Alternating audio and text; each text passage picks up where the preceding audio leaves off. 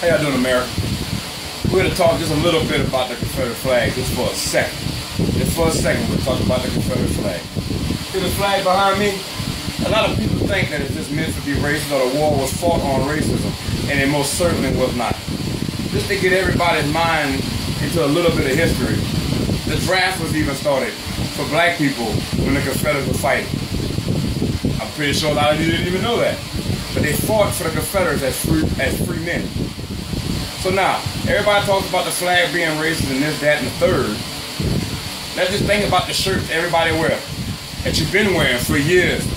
Years before your grandsons were born and all of that and the third, you all been wearing cotton shirts. Somebody was picking it, right? So I just want to know if y'all can think the Confederate flag is racist, then why the hell y'all still wearing cotton shirts? Because it all represents the same thing. The bloody fingers that was picking their cotton. But if you think that it was just black folk that were slaves, people are sadly mistaken. Almost every race has been a slave one upon a time in life. Almost every race. And black people, y'all haven't had the worst. You actually got away from something. Because let me tell you, you were still slaves in Africa as well. You're a slave down here, you're a slave in Africa. Get over it. It wasn't you. You didn't do it. Stop blaming other people. Stop blaming other people who had nothing to do with slavery. Stop doing it. It ain't worth it. This flag does not mean this no more. It doesn't mean what it might maybe once stood for to a very select few. Because a war was not fought on slavery.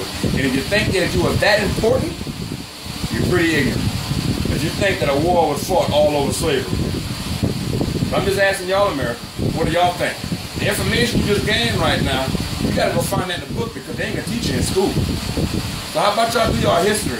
Do some homework for a second. Educate yourself.